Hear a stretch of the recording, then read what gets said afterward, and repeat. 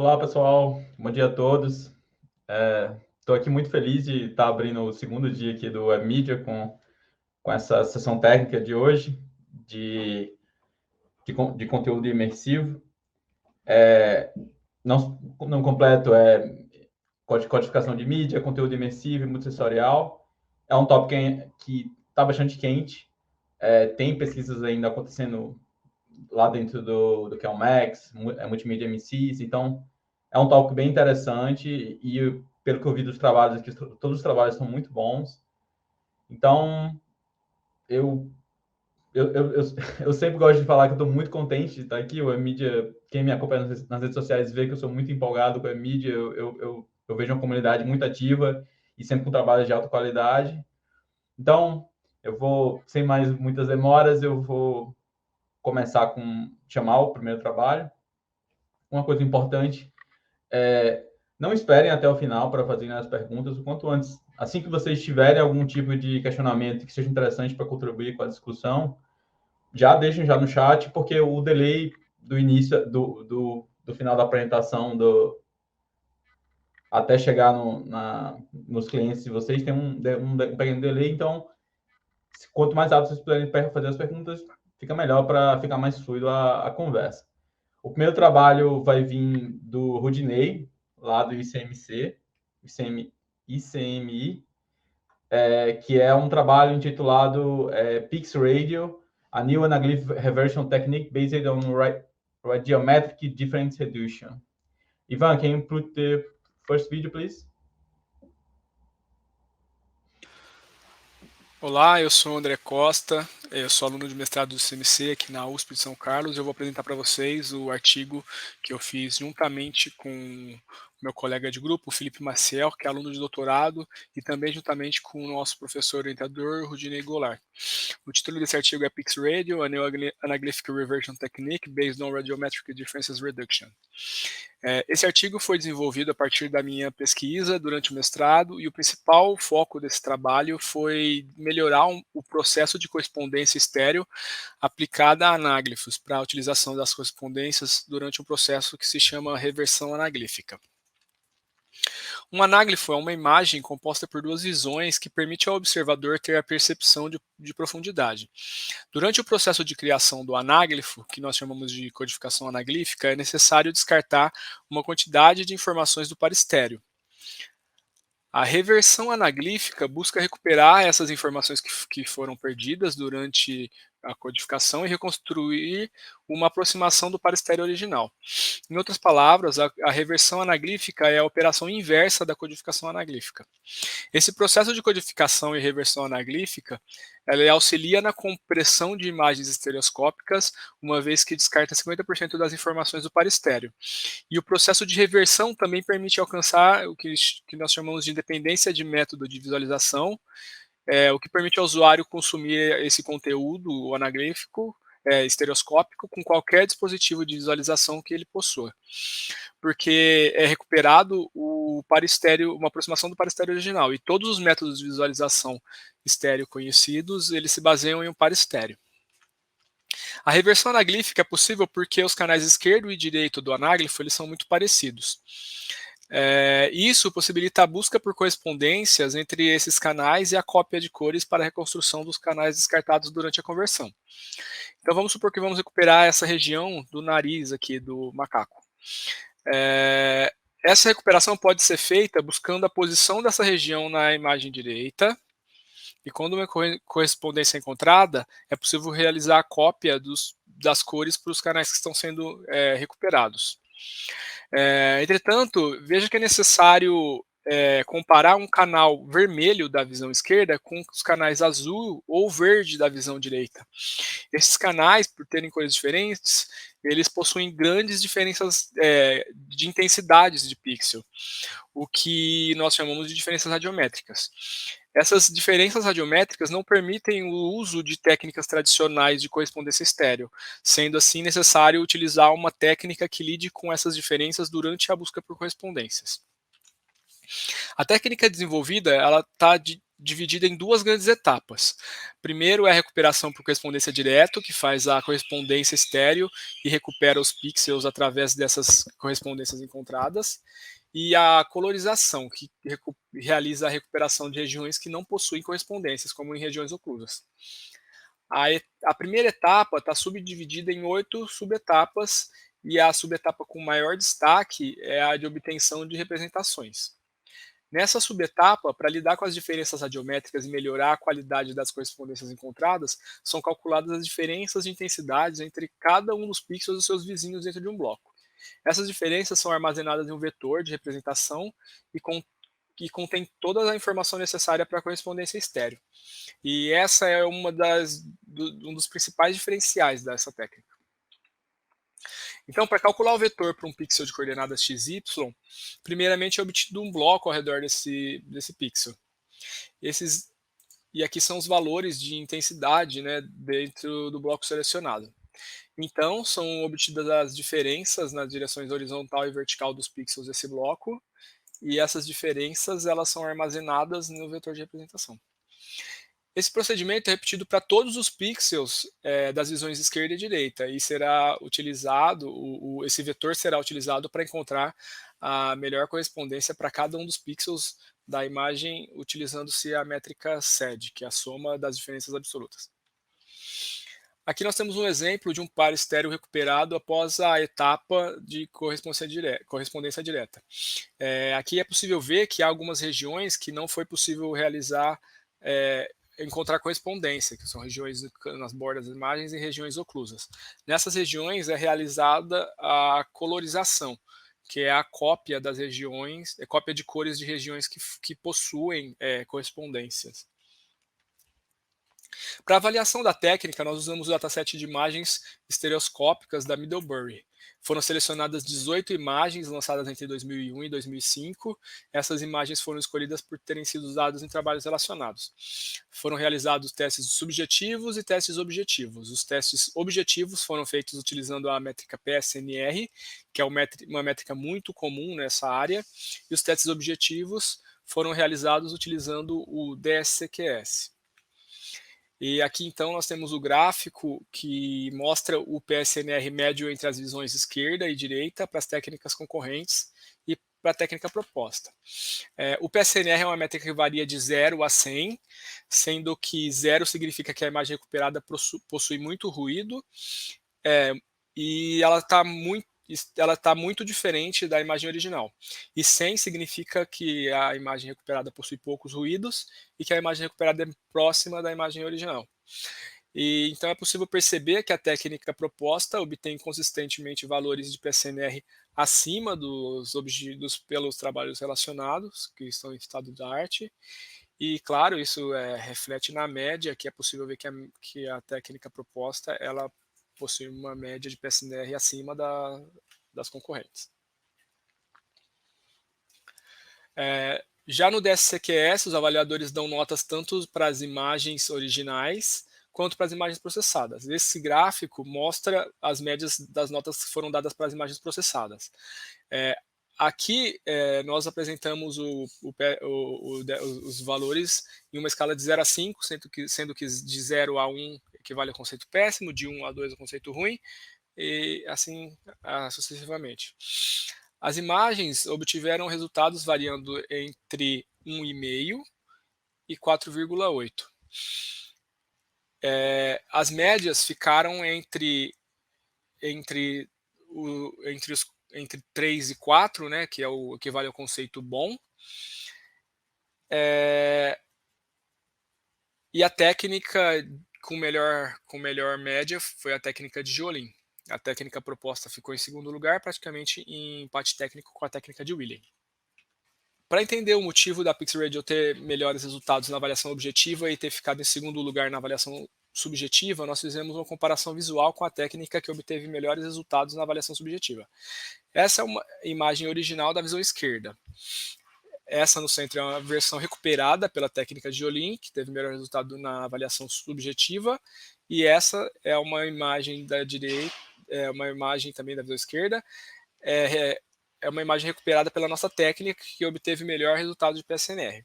É possível perceber que a nossa técnica gera alguns artefatos que causam realmente desconforto visual, o que não acontece na técnica de Jolin. Isso justifica os melhores resultados obtidos por essa técnica nos testes subjetivos. Por outro lado, é possível ver que a técnica de Jolin também cria cores que não existem na imagem original. A nossa técnica é mais fiel quanto às cores originais da imagem, e isso justifica o melhor desempenho em PSNR. Bom, os dados que eu apresentei nos slides anteriores indicaram uma melhoria na qualidade objetiva das imagens que foram recuperadas pela técnica proposta, quando comparadas aos trabalhos relacionados. Essa melhoria nós atribuímos ao novo método de recuperação direta proposto, que é baseado em um descritor de pixels projetado para tratar as diferenças radiométricas entre os canais do anágrafo. Já a avaliação subjetiva indicou que a técnica produz um nível de qualidade similar aos trabalhos relacionados, com imagens recebendo notas que ficam um conceito bom. Nessa avaliação subjetiva, a técnica ficou em segundo lugar, mas com uma vantagem de reproduzir as cores com mais fidelidade. Como trabalhos futuros, nós pretendemos testar a aplicação de outros algoritmos para colorização, visando melhorar tanto o tempo de processamento quanto a qualidade da colorização. Também nós pretendemos aplicar essa técnica à reversão de vídeos anagríficos. Bom, o que eu tinha para apresentar é isso. Aqui está o nosso contato, caso alguém tenha alguma dúvida, e muito obrigado.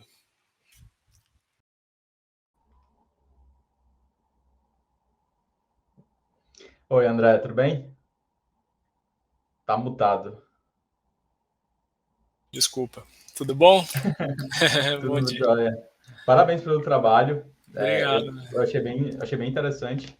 Legal. Faz um tempo já que o Rudinei tá trabalhando com a Anaglyph, já vimos vários trabalhos dele. Sim, tem um tempinho, tem uns colegas de grupo que também já trabalharam, um trabalho longo, assim. Eu gostaria de tentar ver esse último passo que você falou sobre a parte do vídeo mesmo e chegar até montar um pipeline de stream para tentar, assim, acho que tentar fazer um cenário para uma métrica de fato quanto reduz num streaming de vídeo estereoscópico. Acho que seria um bom cenário a longo prazo. Sim. Enquanto não chega aqui perguntas aqui, eu tenho as minhas aqui que eu já tinha dado Legal. no artigo antes para avaliar. E me chamou a atenção a questão da complexidade dos algoritmos. Sim. Tem uns trabalhos relacionados que a complexidade para fazer o matching chega até ODN N ao cubo. Tem outros também que faz N ao quadrado. E aí não ficou tão claro a complexidade do algoritmo que você fez. E eu estou imaginando que esse pixel match também é um pouco alto. E aí eu queria saber isso. E até puxando o que eu acabei de falar sobre streaming, como é que isso ficaria em live ou numa codificação em tempo real. Então, nesse trabalho, a gente não deu muita ênfase na eficiência, por isso que durante o desenvolvimento a gente nem executou testes não testamos o tempo de execução, nós não trabalhamos com isso. Tem um trabalho também do colega de grupo que realmente ele é muito mais eficiente que o nosso, mas assim, nós não fizemos essa comparação, até porque a implementação foi feita em Python, ele tem um pouco mais de... ele não é tão eficiente quanto uma implementação em... Mas qual é a complexidade? Porque eu entendo que você faz uma comparação... A complexidade, nós chegamos a uma complexidade linear, mas isso depende também da imagem, né? Porque grande parte da complexidade do algoritmo está na segunda etapa, que é a colorização. Então, se a primeira etapa consegue encontrar muitas correspondências, sobram poucos pixels para serem colorizados. Nós chegamos que no melhor dos casos, assim, quando tem poucos pixels para colorizar, ela chega a ser big-O/N. Mas eu considero que como sempre tem regiões oclusas e muitas regiões que precisam ser colorizadas, então ela não é tão eficiente assim, né? No melhor caso, ela seria. Eu acho que talvez alguma alguma métrica estatística bem pequena, talvez não tão complexa, ver talvez uma parte de probabilidade de quantos pixels estão alterados por imagem que você fez. Sim. Só para achar um valor dessa complexidade, talvez fosse interessante. Então, nós não focamos muito nessa parte durante o estudo, não demos muita ênfase para ver a eficiência, mas sim na melhoria de qualidade, tanto que as métricas que nós fizemos foram realmente para melhorar a qualidade do par estéreo recuperado, né? Sim. Não, assim, o meu último comentário foi mais para tentar achar uma complexidade, tentar achar uma probabilidade de quantos pixels são alterados, e aí faz esse cálculo aí baseado no ODN que você falou. Sim, legal. Agora, outra coisa que chamou a minha atenção foi o uso do Optical Flow, porque esse Optical Flow tem formas diferentes de achar, tem gente que usa rede neural também para achar Optical Flow, mas eu percebi que o método de pixel matching não usa não usa o Optical Flow, certo? Sim, não usa. Não usa. Mas como é que você vê esses outros trabalhos que usam o Optical Flow e será que não daria para o Optical Flow dar um hint, mais ou menos, de onde estão as possíveis modificações para você já começar direto lá? Sim, se eu não me engano, o trabalho do Jolin, que é um dos primeiros que começou a trabalhar com isso, ele usa o Optical Flow, só que o Optical Flow ele tem uma complexidade maior porque ele calcula deslocamento em todas as direções. Então, isso, as imagens anaglíficas, ela tem a característica de possuírem majoritariamente deslocamentos na horizontal. Então, se a busca por correspondências é feita em outras direções, você tem uma perda um pouco de eficiência. Por isso que a gente tenta fazer buscas locais e limitando na horizontal. Sim. Eu acho até isso até um ponto interessante, talvez, numa publicação futura, talvez ressaltarem essa estratégia a mais. Porque eu tinha entendido que, na verdade, nos outros trabalhos, o Optical Flow era um ganho, na verdade. Mas esse argumento que você me falou é bastante interessante, né? Porque o Optical Flow, ele realmente vai procurar em todas as direções. Né? E também tem uma questão, tanto que o Jolin, que usa o Optical Flow, esses algoritmos dependem muito dessa questão de você ter duas imagens inteiras, né? Que são imagens com 3 canais. E o anáglifo, ele possui apenas um canal da visão esquerda e 2 da visão direita. Então, você não consegue aplicar diretamente as técnicas tradicionais de visão computacional. Então, você sempre precisa fazer uma adaptação. O próprio Jolin, para conseguir aplicar esse Optical Flow no trabalho dele, ele teve que fazer modificações. Então, não é algo que é trivial, assim, né? A gente precisa dar fazer adaptações. Eu acho que a minha dúvida era mais por que ele tinha usado e aí você não usou. E acho que você deu muitos bons argumentos. E, inclusive, eu acho que isso se impacta no cálculo da complexidade também, né? Como você falou. Teve até um comentário aqui do próprio Rudinei, que ele postou aqui, que ele falou que na sua dissertação tem sim o Big O lá, na complexidade. Sim, nós chegamos, sentamos e analisamos, realmente nós chegamos a essa conclusão que o Big O é de N, mas a gente tem que sempre lembrar que isso é no melhor dos casos, né? O Big O é assim, né? Alguém tem falando? Não, tudo bem.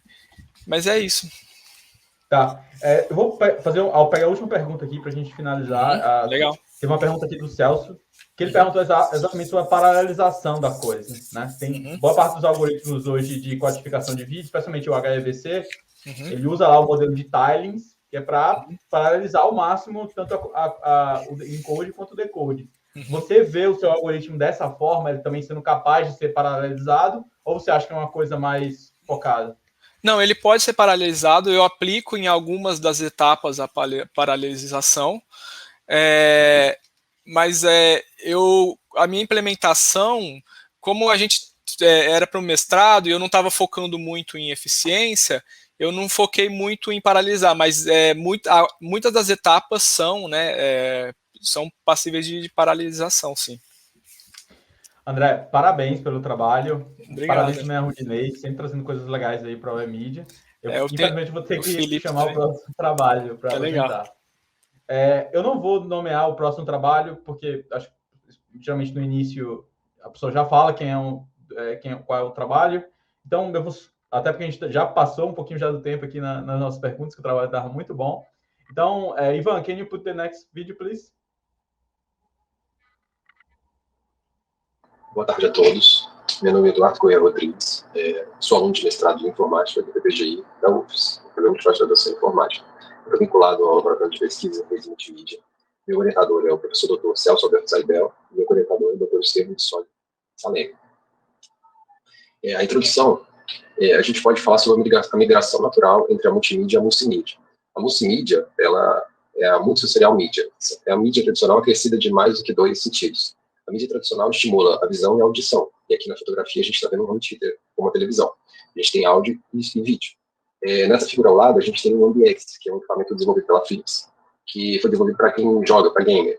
E nele a gente tem, além do home theater tradicional e mais a televisão, né, no caso do monitor, a gente tem estímulos táteis por vento e por vibração, que é um equipamento acoplado ao teclado. Além disso, ainda tem um quesito para aumentar a imersão, que eles chamam de Ambilight, que é a iluminação gradiente atrás do monitor, para dar aquela sensação de aconchego com imagens. As imagens através da tela parecem sincronizadas com essas cores projetadas na parede ao fundo. Então, é isso. A migração ela é bastante natural de se objetivar. A gente aumenta a imersão ao fazer isso, e vários estudos a respeito estão sendo produzidos. Bom, agora a gente entra na parte do desenvolvimento do sistema. O sistema foi concebido para ter 4 dispositivos, sendo 2 para entregar ventos quentes e 2 para entregar ventos frios, sendo um par desses à esquerda e um par à direita. Inicialmente, já com os pré-testes, a gente percebeu que não seria possível entregar tudo em 2 devices, né, para produzir vento quente e vento frio no mesmo equipamento, porque a condensação seria muito alta e o tempo de chaveamento ia atrapalhar a usabilidade, então foi descartado, e assim foram 4 dispositivos, sendo 2 para quente e 2 para frio, conforme a figura. Bom, aqui na tela a gente está exibindo dois dispositivos de ventos frios. A pastilha de Peltier foi escolhida por ser um componente bastante versátil, e ela está no item 3 da figura. Ela funciona da seguinte forma: a gente faz a injeção de energia elétrica e uma das faces dela resfria, enquanto que a outra esquenta. O que ela faz é um fluxo de calor, né, como se fosse uma bomba de calor. Ela remove de um lado e adiciona no outro. E aí, na parte inferior do equipamento, a gente encontra 2 dispositivos: um cooler de resfriamento e um dissipador de calor. Esses 2 equipamentos juntos, esses 2 componentes juntos, eles são responsáveis por eliminar o calor do dispositivo. Ele pega o calor que a Peltier está removendo e joga para fora do sistema. Na face superior da Peltier, a gente tem a parte fria, face fria. Ela resfria uma água que está dentro desse compartimento, desse reservatório de alumínio. Essa água, por sua vez, ela é pulverizada, ela é atomizada por um umidificador. Esse umidificador ele funciona como uma pastilha Peltier, uma pastilha piezoelétrica. Essa pastilha ela vibra de forma ultrassônica e, ao vibrar, ela transforma a água em pequenas gotículas, como se fosse uma névoa. Essa névoa fica suspensa dentro do reservatório, na parte onde não tem água, e aí o mini cooler, representado no número 6, remove essa névoa de dentro do reservatório, e o ventilador de número 7 projeta a névoa em direção ao usuário. Bom, o dispositivo de ventos quentes, basicamente um secador de cabelo, de 1.200 watts de potência. Na fotografia, a gente vê ele posicionado no tripé. Além disso, à esquerda do secador, a gente encontra também um shield de relés e um Arduino. O controle dos dispositivos de ventos quentes e uma parte do dispositivo de vento frio, que vai ser explicado na frente, é feito por esse Arduino e em conjunto com o relé. A gente acabou de ver a parte, digamos, de baixo nível, né, o hardware ali. Agora a gente vai olhar a parte mais lógica, a parte mais alta, de mais alto nível. A ideia aqui é entender o fluxo do dado, né? A gente tem um computador, esse computador vai ter uma mídia tradicional gravada nele, e além disso a gente vai ter um arquivo 100. Esse arquivo 100 basicamente é um XML com as anotações dos momentos em que os atuadores devem funcionar. Esse computador, foi nele instalado o Play100. O Play100 é uma plataforma que sua principal característica é poder trabalhar com dispositivos heterogêneos. Então, aqui no meu caso isso foi ótimo, porque uma parte do controle que eu vou explicar daqui a pouquinho é feita com o controle do AmbiX, que é o ventilador lá daquele primeiro dispositivo mostrado na primeira figura do primeiro slide. E outra parte é feita com o Arduino. Então, a escolha de usar o Play100 foi excelente, facilitou bastante a integração desses 2 dispositivos. O PlayScene, ele é composto por dois softwares. Um que é o Player e o outro que é o renderizador. Então, ele vai pegar os dados, ele vai renderizar e vai encaminhar para cada dispositivo de acordo com o tipo de atuação. Se, porventura, for para atuar, por exemplo, o ventilador, ele vai mandar para o controle do ambiente. Se for para, por exemplo, ligar o secador de cabelo, ele manda para o Arduino. Então, conforme a figura aqui, a gente pode ver que o computador foi ligado via USB tanto para o Arduino quanto para o AmbiX Control. Aí, o controle, o AmbiX liga ou desliga os ventiladores, e o Arduino, ele é responsável por ligar ou desligar o secador de cabelo e o conjunto de resfriamento, que aqui está representado pelo símbolozinho de um umidificador. A gente sabe que o umidificador dentro dele tem tanto a parte da piezo elétrica quanto o mini cooler que remove a névoa de dentro do reservatório. Bom, esse é o sistema pronto, é assim que o usuário vai encontrar.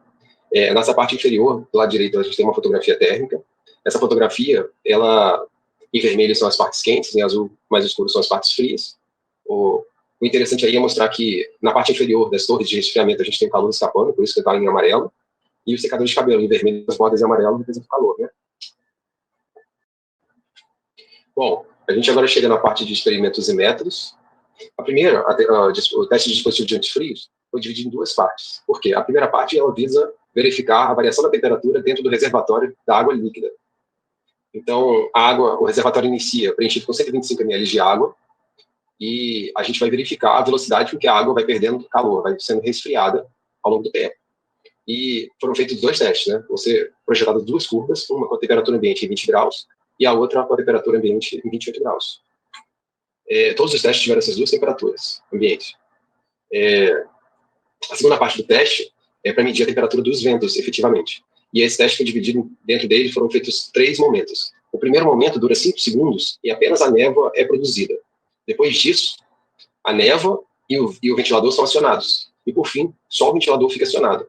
Então, foram 5 segundos de névoa, depois 30 segundos de névoa com ventilação, com ventilador, e depois 25 segundos só de ventilador. Bom, por que essa separação? A primeira é porque 5 segundos é o tempo necessário para o preenchimento completo de névoa dentro do reservatório, para não ter delay. A segunda coisa é que esses 30 segundos são os 30 segundos de efetivo. Esse é o momento que a gente espera que o usuário sinta o efeito sensorial. E os outros 25 segundos são para verificar se a temperatura está variando no sensor por causa do vento, ou se é por causa do vento junto com a névoa. Então, no momento que a gente desliga a névoa, no segundo 30, a gente vai verificar se a temperatura continua caindo, se ela sobe ou se ela tem estabilidade. E aí a gente vai conseguir ver se realmente a névoa está fazendo diferença ou se é só o vento que está baixando a temperatura do sensor. Bom, o próximo teste é o teste de vento quente. Nele, a gente liga o secador por 30 segundos. Conforme a gente viu, a discrepância entre fazer ventos quentes e fazer ventos frios, então foi configurado para que o secador de cabelo trabalhe a 1/4 de sua potência, então ele vai trabalhar com 300 watts, para ficar algo mais próximo da potência das Peltiers. Bom, agora a gente vai falar sobre os vídeos com efeitos sensoriais. Aqui no caso foram 3 vídeos, a gente tem os prints dos vídeos na tela. O primeiro vídeo, o Bardarbunga, é um vulcão na Islândia. E esse vídeo é interessante porque ele começa, é um sobrevoo de um drone, ele começa em uma área de gelo, e ele vai voando até passar por cima de um vulcão. E aí é interessante que a gente começa com cenas que devem ter ventos gelados, por ser neve, e na sequência, quando você passa em cima de um vulcão, você tem cenas de vento quente. Então aqui dá pra gente mexer com os dois efeitos. O segundo vídeo é um vídeo de efeitos quentes, de ventos quentes, é a descida de um sandboard, né? É uma descida numa montanha de areia, né? Uma duna de areia. E o terceiro vídeo é o snowboard, que é a descida numa montanha de gelo. Então nesse a gente espera ventos gelados. O tempo de cada teste foi exatamente a duração de cada vídeo, e as anotações desses vídeos foram feitas manualmente, baseado nas imagens, né, que a gente esperava sentir. Bom, esses 3 testes que passaram, todos eles foram medidos pelo sensor DHT11. Esse não é um sensor excelente, não tem uma extrema precisão. Então, para eliminar alguns problemas de leitura, a gente fez essa medição 20 vezes para cada teste. E todos os testes foram feitos naquelas 2 temperaturas que eu tinha falado, de ambientes, né, 20 e 28 graus. E quem fez a leitura foi o DHT11 em conjunto com o Raspberry Pi 3, que a figura está mostrando. Bom, agora a gente vai começar o processo de análise. A gente vai começar na ordem que a gente apresentou os experimentos. Então, a primeira análise é dos ventos frios, que foram divididos em 2 partes. Por isso que a gente tem aqui 2 gráficos. O primeiro gráfico da esquerda é o gráfico do reservatório, da variação da temperatura ao longo do tempo no reservatório, do momento que é ativado até o momento que chega numa temperatura de estabilidade. A linha pontilhada é a linha de 28 graus de temperatura ambiente, e a linha contínua, azul claro, é a linha de temperatura ambiente a 20 graus. a gente consegue ver que a 20 graus, em 40 minutos, a gente chegou numa temperatura de estabilidade, que foi 0 graus, e a 28 graus de temperatura ambiente, a gente chegou em 70 minutos, uma temperatura de estabilidade de algo próximo a 5 graus Celsius. É um tempo bastante alto, mas não é um tempo que atrapalha a usabilidade, porque esse tempo todo acontece antes da pessoa, do usuário, utilizar o sistema propriamente dito. Então, é algo que deve ser melhorado, mas não é algo que atrapalha a ponto de ser uma crítica direta ao sistema. No lado direito, a gente tem aqui um gráfico da temperatura dos ventos. Os dois também, a temperatura de ambiente de 20 e 28 graus. Aqui a gente percebe a letra M é o momento em que a névoa é ativada, a W é o momento que o vento é ativado. E o exclamação M e exclamação W são momentos que elas são desativados. A gente tem aqueles primeiros 5 segundos que nada acontece, não tem variação da temperatura, para a névoa ser preenchida dentro do reservatório. Então, no gráfico, no momento 15, que é esse ponto aqui, no W, a gente tem o vento e a névoa ativados. Então, a gente tem uma queda de temperatura. No momento 45, a gente tem a névoa sendo desativada. E aí a gente pode ver, aquilo que eu tinha falado, a temperatura começa a subir mesmo com os ventos ativos ainda, ou seja, a névoa realmente está atuando. E era isso que a gente queria provar com esse resultado, além do tempo necessário para ver a atuação. A gente consegue ver aqui que a gente tem uma queda de 2 graus em 30 segundos, né? Algo próximo de 4 graus por minuto. Os ventos quentes, conforme eu já tinha dito, a facilidade e a intensidade é muito mais elevada. Então, a gente tem aqui os dois cenários, de 28 e 20 graus. O ganho é de quase 10 graus Celsius, né, em 30 segundos, ou seja, 20 graus Celsius por minuto, é bastante alto, é bastante simples de ser feito. Esse não tem muito o que ser dito. Bom, aqui a gente tem duas fontes que argumentam que a variação de 1 grau Celsius garante a percepção da alteração da temperatura. Então, ali a gente conseguiu mais de 1 grau Celsius para os dois cenários e para os dois devices, então, sem problema algum, com essa variação, com certeza os usuários seriam capazes de perceber a variação de temperatura, seria perceptível para o usuário. Além disso, segundo Jones e Barrett, uma taxa superior a meio grau por minuto já garante a percepção da variação da temperatura. E nos nossos dois cenários, tanto para ventos resfriados quanto para ventos aquecidos, foi superior a isso. Um teve 4 graus por minuto e o outro teve 20 graus por minuto. Então, tanto na amplitude e tanto na variação da temperatura, na taxa de variação da temperatura, os dois seriam suficientes para que o usuário percebesse as variações da temperatura no fluxo. Bom, agora a gente vai falar dos vídeos. O primeiro vídeo, conforme eu tinha dito, tinha cenas de resfriamento, e na sequência você chega no sobrevoo passando por cima do vulcão, então tem umas cenas de calor, de aquecimento, e a gente pode ver aqui no gráfico que você tem momentos que a temperatura cai, depois ela começa a subir. No vídeo do sandboard, você tem momentos só de subida, que é um vídeo de aquecimento, e no vídeo do snowboard, só descida, só queda de temperatura. E as curvas nos dois cenários, elas são bem congruentes, as duas têm praticamente o mesmo formato. Isso. Obrigado. Boa tarde a todos.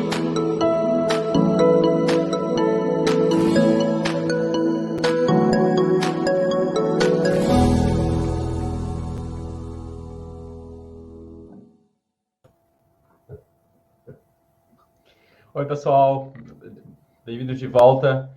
Infelizmente, o Eduardo não pôde aparecer, então convidamos a melhor fonte possível, o orientador, o professor Celso, para responder aqui as perguntas em relação ao trabalho.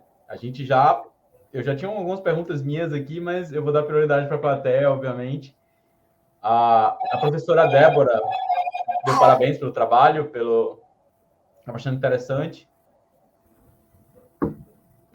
Ele quis saber se é possível integrar o sistema com outras máquinas, com outras máquinas além especificamente do Play 100, ou se está muito fortemente acoplado ao Play 100. Estão me ouvindo bem, né? Então, olha só. Não tem ligação nenhuma direta com o Play 100, porque é um dispositivo de apresentação, né? Então, ele pode ser acionado por qualquer outra engine de apresentação. Então, eu diria o seguinte, como você tem um dispositivo de saída, né? Como uma tela ou um ventilador lá do AmbiX ou coisa parecida, você pode ligar qualquer dispositivo em qualquer engine de apresentação. Talvez algo relativo a algum controle, né, de tempo, etc., que o Play100 ele oferece, a engine de apresentação que fosse usar, né, que não o Play100, ela talvez perdesse alguma dessas flexibilidades, mas a ideia nossa era que fosse uma coisa plug and play mesmo, tá? Sem maiores modificações, tá, Alan? Claro que tem que ter um controle, um driver de controle, etc, e tal, essas coisas para controlar, mas a princípio colocou na USB que a gente ligava, acabou, tá? A Débora fez outra pergunta também sobre o esforço de implementação para usar outra engine, mas eu acredito que você respondeu a pergunta também. Tem duas perguntas aqui, uma do Joel e outra do Rudinei. As duas perguntas falam muito sobre essa questão do delay. Qual era a velocidade para chegar o vento na pessoa.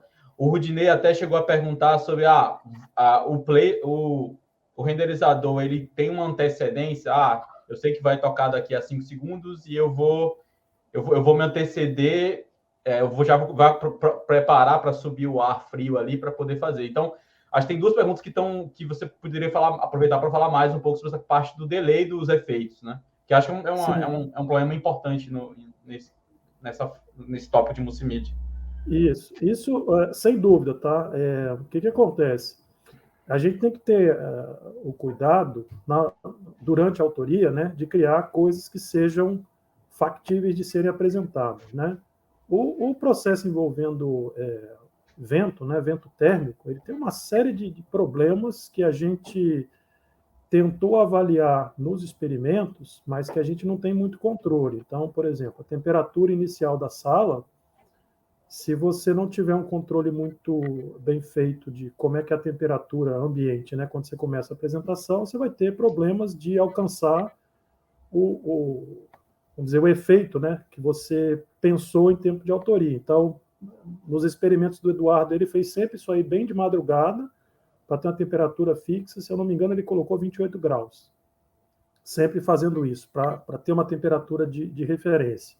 Depois, você tem o efeito da distância, né, do usuário e do posicionamento dele com relação às fontes. É convecção isso daí. O pessoal de mecânica, tem gente que só trabalha com isso, né? Então, eu diria o seguinte, entre o que você especifica e o que você vai ter efetivamente como efeito de apresentação, tem uma distância muito grande, e esse processo de calibração, de avaliação, ele tem que ser feito a priori, não é uma coisa que você, como a gente faz, né? Coloca uma imagem para aparecer durante 5 segundos e aparece ali. Então, assim, você tem que conhecer bastante o tempo de resposta dos dispositivos, e é por isso que a gente fez esses experimentos, para evitar que o cara tente colocar um efeito quente e frio muito rapidamente, né? E aí eu posso até continuar, né, falando um pouco sobre isso.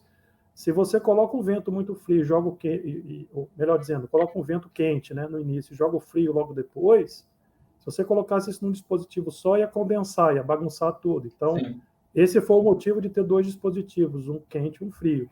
E no caso do frio, a gente reusou o Ambiex, né, da Philips, o ventilador, porque ele tem um controle muito interessante de velocidade, né? E a solução que o Eduardo arrumou, então, foi usar essa placa Peltier junto com um aparelho de nebulização, né, para ter a névoa e aí criar o vento frio e mandar. No caso, outra coisa que vocês perceberam nos experimentos, e esse é um fato conhecido, é que é muito mais fácil gerar calor do que você gerar frio, né? Então, para você gerar frio com grande potência, você tem que ter um compressor. E aí, se você vai para compressor, teu preço vai lá para cima, teu custo energético, né, vai embora. Uhum. E aí posso colocar outro problema, né, que a gente tem que estudar aí. Você liga, hoje em dia, um dispositivo na USB, tranquilo, você vai ligar 2 secadores de cabelo de 1.200 watts, a solução que o Eduardo arrumou foi colocar um 220 ligado na tomada de 127 para a potência cair para 1/4, e dar os 300 watts dele lá. Então, você tem que ter toda uma alimentação separada para esse circuito, para ele conseguir gerar a potência que você precisa. Não adianta ligar na USB que vai funcionar. Então, assim, tem uma série de desafios que tem que ser vencidos, né? Mas o que eu diria é o seguinte, você tem que tomar cuidado na hora de fazer a autoria para o que o teu dispositivo de saída suporta, que é o nosso caso aí. A gente tentou fazer isso, escolheu, obviamente, alguns cenários, vamos dizer assim, customizados para o tipo de avaliação que a gente queria fazer, tá? Celso, eu acho que você falou muito bem sobre essa parte dos detalhes do ambiente que influenciam no que é que foi pensado pelo autor. Mas eu acredito que ainda ficou uma parte, e aí eu queria que você fosse bem rápido, até porque a gente está com o tempo passado, sobre essa parte da antecedência. Porque eu acho que teve o Eduardo no vídeo falou sobre aqueles 5 segundos, né? Que demora para encher. E aí a pergunta do Rudinei foi bem nesse ponto, assim. Se eu sei que vai ter esses 5 segundos de antecedência, talvez eu tenha uma ideia, essa parte da distância que eu acho que você falou que não tem a ideia, mas se esses 5 segundos, se você já considerava na hora que fosse para enviar, entendeu? Perfeito, entendi. Essa pergunta do Rudinei. Então, isso aí, Rudinei, é um delay que a gente tem que tratar, então a gente tem que saber o seguinte, olha, se eu quero o efeito no instante 25, você tem que começar a preparar ele 5 segundos antes. Não sei se Débora está aí, né? Trabalho da Marina, né? Fazer o prepare, o evento de preparação 5 segundos antes. E saber que você tem 5 segundos de delay entre você mandar sair o vento frio e acontecer depois. No caso do vento quente, não, é bem rápido. Tá? E isso sem pensar no tempo de propagação, tá, Alan? Então, essa é uma condição que você tem, que você sabe que você tem que fazer a tua autoria contando com isso. Pensando nela. Tá? E desculpa, só para terminar. Além disso, tem que saber o seguinte, encheu o reservatório, esvaziou, você tem que esperar de novo mais 5 segundos para encher de novo, né? Você não é um compressor que vai ficar soprando vento frio o tempo todo, tá? Então, eu acho que são questões cíclico, bem interessantes. Né? São questões bem interessantes para se discutir. Celso, eu agradeço bastante. O tempo já está um pouco avançado, então eu vou chamar aqui para o próximo trabalho, mas muito obrigado por ter participado aqui. Obrigado a você. Ivan, can you put the next video, please?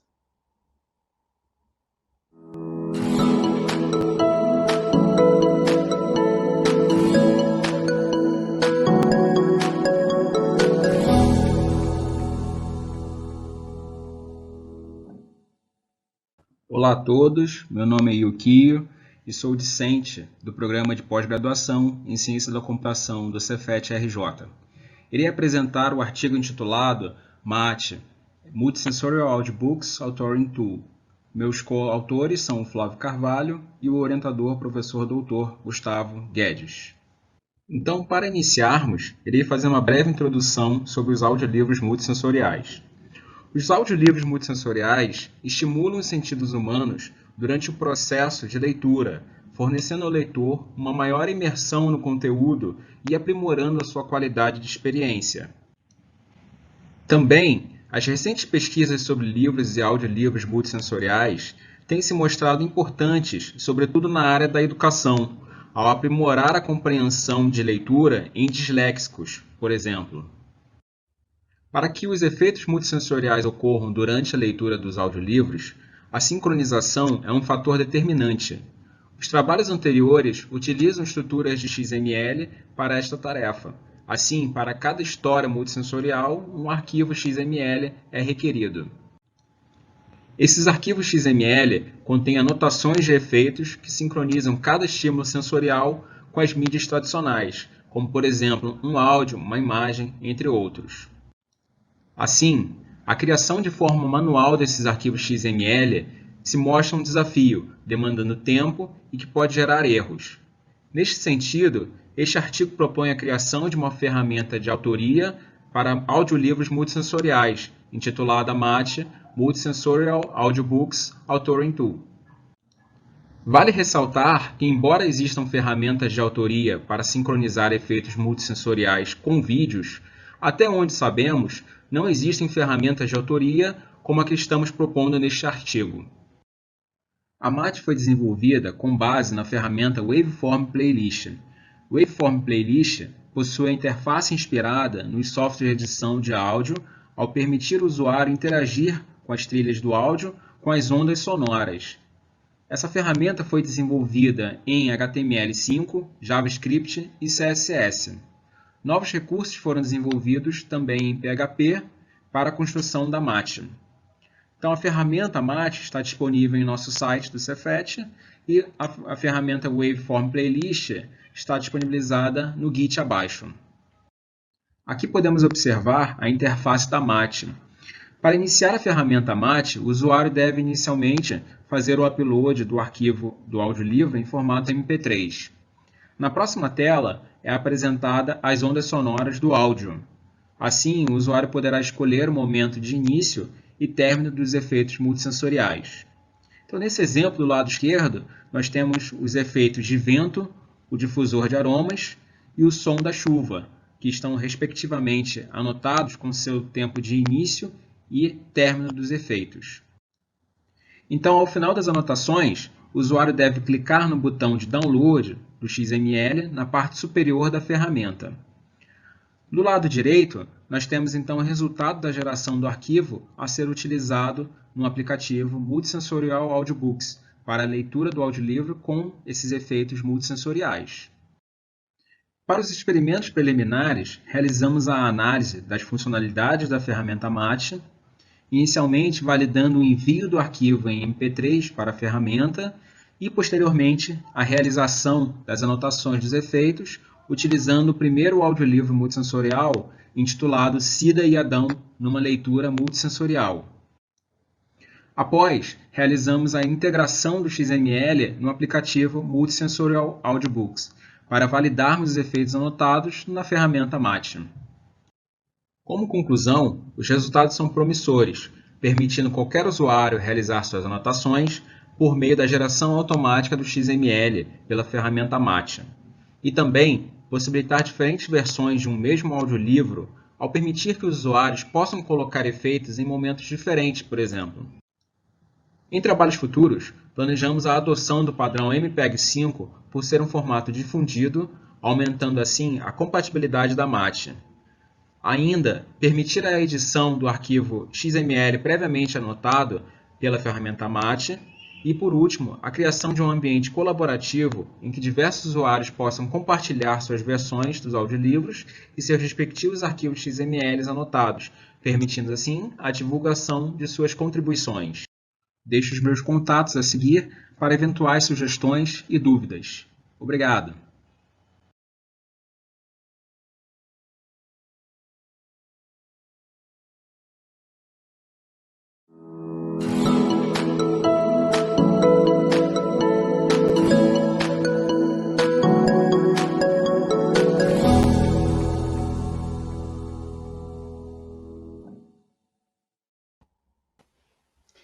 E aí, pessoal, bem-vindos de volta.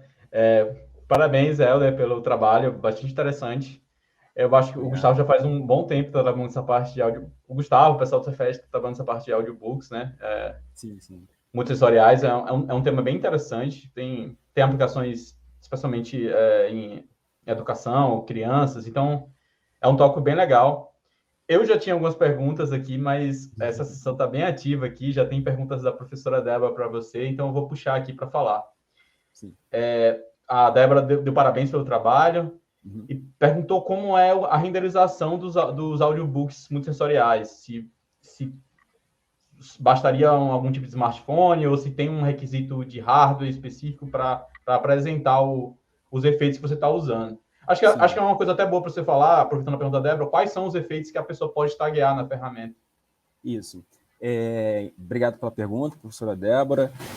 Os audiolivros multissensoriais, eles foram desenvolvidos inicialmente para trabalhar em smartphones, né, com Android, então pode ser tanto para um celular quanto para um tablet. Tá?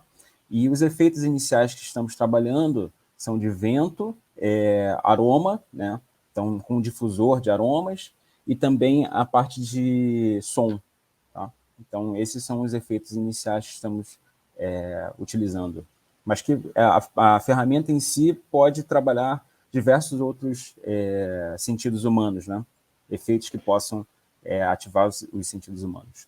Ela até perguntou também sobre a disponibilidade da ferramenta. Você colocou um GitHub ali, mas não ficou claro se era para baixar ou se tem como testar e alterar. Ok. A ferramenta de autoria, a MAT, ela já está disponível no site, no link do Cefet, está no nosso laboratório de computação afetiva. Então está disponível e já pode fazer o download. Nossa, tá bem ativo aqui. O professor Joel também perguntou se você podia falar um pouco mais sobre como é a escolha do momento que você... Na verdade, isso é até uma dúvida que eu tinha minha. Eu imagino que a escolha hoje é manual, né? Você deve selecionar ali o trecho do áudio. E a pergunta do Joel é exatamente essa. Como é que você põe ali o efeito sensorial naquilo? E aí eu pego essa pergunta do Joel para perguntar uma minha. Como você vislumbraria que isso possa ser automatizado? Isso. Inicialmente, ela está realmente uma ferramenta manual, né? Então, você faz o upload do arquivo em MP3 e essa ferramenta, Waveform Playlist, ela já pega a estrutura do MP3 e coloca ela em um formato de som, né? Então, aparece lá as trilhas sonoras e você pode fatiar as trilhas sonoras e colocar efetivamente o efeito que você quer colocar naquele momento, tá? E para uma forma mais automática, eu penso de repente, algum sistema automático, né, que vá validar isso e tentar compreender o que está sendo falado dentro do audiolivro e identificar algumas palavras, por exemplo, que possam estar relacionadas com os sentidos humanos. Então, por exemplo, ventania, né, chuva, talvez. Então, isso já possa, de repente, indicar ao autor do audiolivro, da autoria ali, para fazer a marcação exata naquele momento.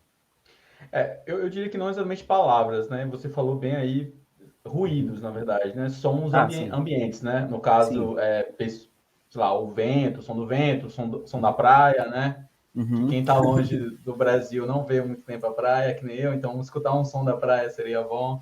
Sim. Mas eu acho que as palavras, como você mesmo falou, poderia ser capturado outra coisa, que poderia ser capturado como se fosse emoção. Aí, dependendo do texto, do que a pessoa está falando, a pessoa está falando sobre, sei lá, um parente que faleceu.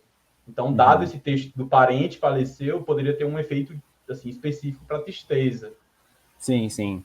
Também é uma boa mesmo. Na verdade, ter alguma coisa relacionada com a parte de computação afetiva também, né? É bem interessante isso. Essa análise dessas... Tem uma ótima pergunta aqui do Rudinei aqui, que é um tópico para mim que sempre chama atenção é a acessibilidade. Eu acho que tudo que a gente pode fazer com computação para gerar algum tipo de impacto em pessoas, eu acho chama bastante atenção. E ele falou se vocês já consideraram trabalhar com cegos.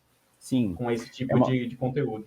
É uma boa pergunta e justamente os audiolivros multissensoriais, eles foram desenvolvidos, é uma extensão do audiolivro tradicional, né? E isso foi pensado justamente para atender esse público, tá? Então, público que tem baixa visão ou que são cegas, e também trabalhar com crianças com dislexia. Então, trabalhos recentes foram feitos com esse público com dislexia, e também agora a gente já acabou de passar no Comitê de Ética, né? E a gente está fechando uma parceria com o Instituto Benjamin Constant aqui no Rio, que também trabalha com pessoas cegas. Tá? Então, a gente vai começar a fazer os experimentos ano que vem com eles.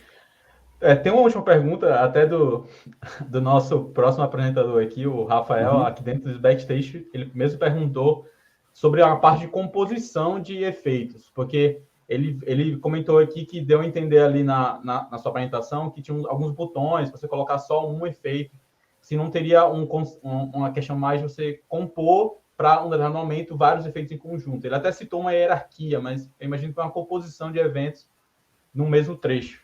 Ah, sim. Então, por exemplo, agrupar vários efeitos no mesmo trecho, né? A plataforma em si, a Mate, a ferramenta, ela, por enquanto, ela só disponibiliza mesmo um efeito por parte ali do áudio, tá? Mas pode ser realmente uma forma da gente pensar futuros trabalhos nessa área, disponibilizar vários efeitos, né, dentro desse mesmo trecho. Helder, tá bem ativo aqui. Eu vou pedir para você dar uma olhada depois no chat para responder as perguntas. Tá bem. Porque o tempo está avançando e eu vou precisar chamar o próximo trabalho agora, por sinal do Rafael aqui, que tá bem. Acabou de fazer a pergunta. Mas parabéns pelo trabalho. Ivan, can you put the next one, please?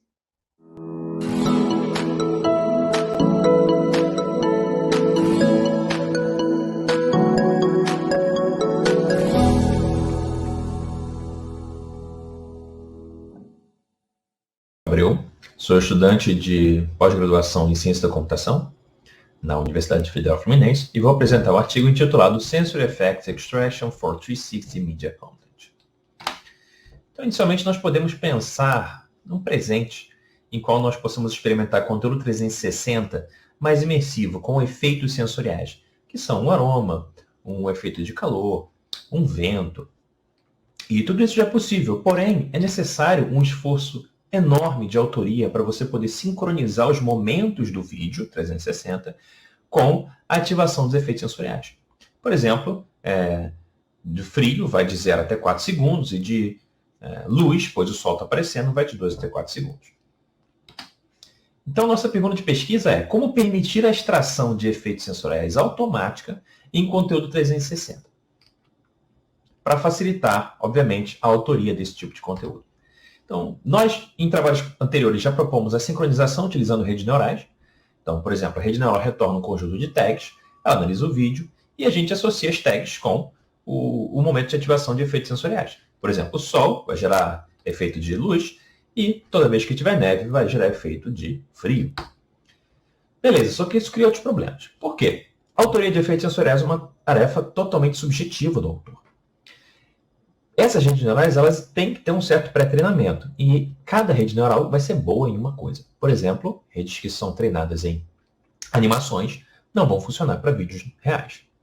E cada rede precisa ter um tipo de entrada, por exemplo, um áudio, um formato diferente de 360. E como saída, cada rede tem um formato específico de labels, que são essas respostas. Por exemplo, o que uma rede pode chamar de fogo, a outra pode chamar de lareira. E especificamente para 360, a gente também precisa saber, além do momento, a localização do efeito. E todos os métodos de análise de conteúdo 360 são muito incipientes, com soluções heterogêneas. Então, para isso, nós objetivamos nessa pesquisa propor um pipeline para integrar redes neurais para reconhecimento de efeitos sensoriais em mídia 360. Então, aqui nós propomos mais essa forma de conectá-las, para a gente poder identificar um tipo de efeito, a localização do efeito, atributos da representação do efeito, e uma arquitetura vai ser modular para permitir que eu possa colocar vários métodos de inferência concorrentemente, ou seja, várias redes ao mesmo tempo, identificando. Eu posso adaptar os labels dessas redes para efeitos sensoriais definidos pelo próprio autor. Eu posso combinar vários métodos de inferência para potencializar a saída e definir regras para manter a subjetividade da autoria. Então, eu trouxe um exemplo para explicar isso. Somente no nosso pipeline, esse é um exemplo para apenas um módulo, né, com uma rede neural. A gente vai identificar a localização de efeitos sensoriais. Então, entra uma imagem 360, o mapeamento ele ele converte as imagens, né, do conteúdo 360 para o formato requerido pelo módulo. Nesse caso, a gente está usando um módulo que utiliza a entrada cúbica. Então, é passado para o pré-processamento, em específico esse módulo separa as faces do cubo. Inferência em si é a aplicação da rede neural. Nesse exemplo, a gente usou a rede YOLO para identificar objetos na cena. E ele identificou planta e pessoas. No pós-processamento, a gente desfaz todas as conversões geométricas que foi necessário aplicar. E a gente também retorna os labels da sua forma correta. Lembrando que a gente tinha labels de planta, né, e de pessoa. Nesse caso, a gente tem uma combinação de labels para efeitos sensoriais, em que toda vez que tiver um label de planta, vai ter um efeito de aroma. E por fim, a saída, né, é efetivamente a localização do efeito sensorial com o tipo do efeito, que nesse caso é de aroma. Além disso, também tem atributos, né, da característica do efeito sensorial. E se houvesse mais de 2 efeitos de aroma, por exemplo, a gente poderia somar a sua intensidade. Isso a gente faz no módulo de filtragem e combinação. Então, esse é um exemplo que nós demos, mas ele foi implementado, na verdade, com 2 módulos. O módulo que utiliza a rede YOLO é para localização de efeitos sensoriais. E a gente também tem um módulo que utiliza a rede neural, uma API de rede neural chamada Clarify, que ela identifica efeitos na cena, por exemplo, se está calor, se está verão. E aí nós temos uma implementação, que vocês podem ver no link do GitHub, que implementa essas duas em conjunto. Trabalho futuro, a gente tem pesquisas em como definir melhor a intensidade do efeito e, por fim, implementar para vídeos 360. Muito obrigado.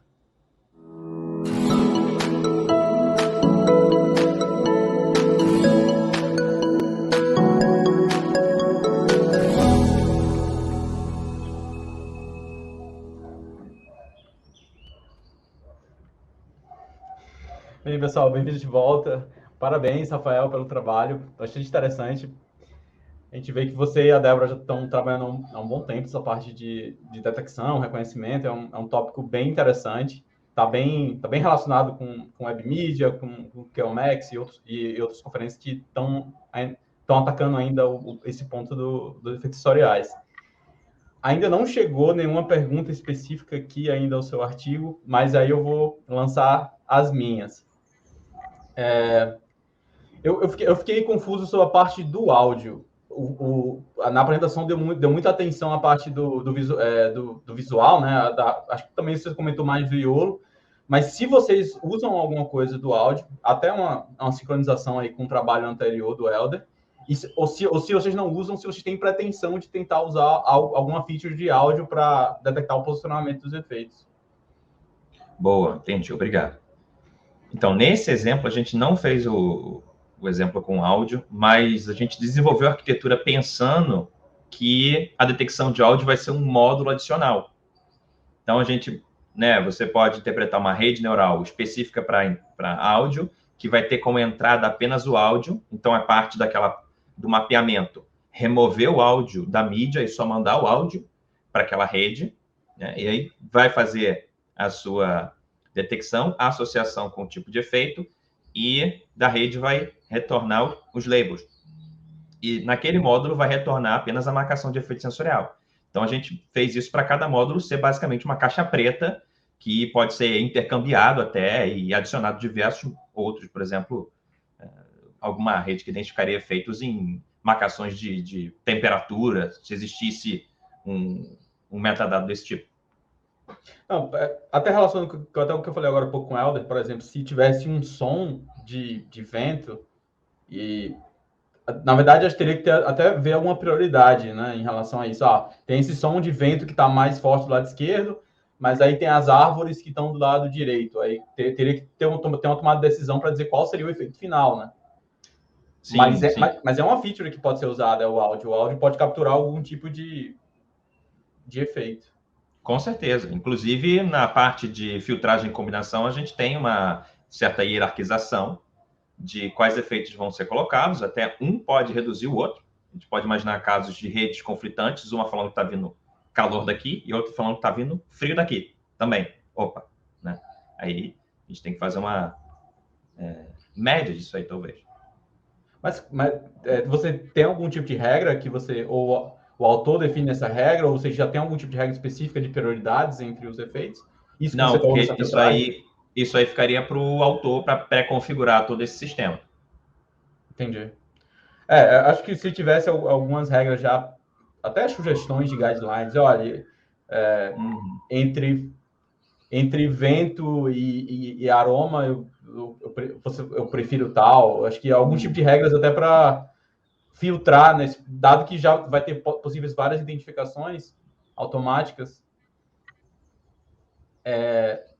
Tem outra pergunta aqui do nosso querido Celso agora.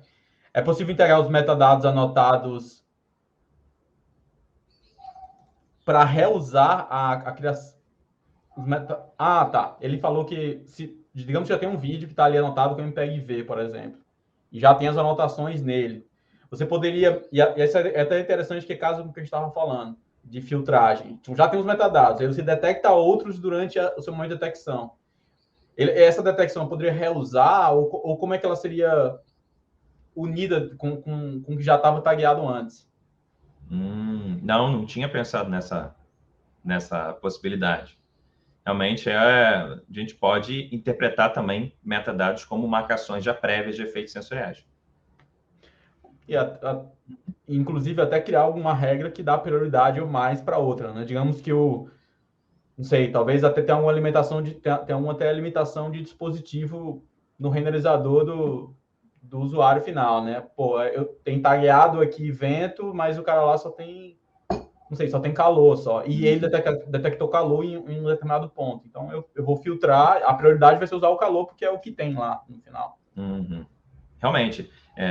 Outro ponto também para levar para vocês aqui, né, é que a gente sempre fica pensando em efeito sensorial e a gente chega numa coisa tão, né, difícil de lidar de todos os lados, que aí que vocês viram que a gente chegou numa arquitetura muito genérica que seja possível de acoplar para cada uma das necessidades.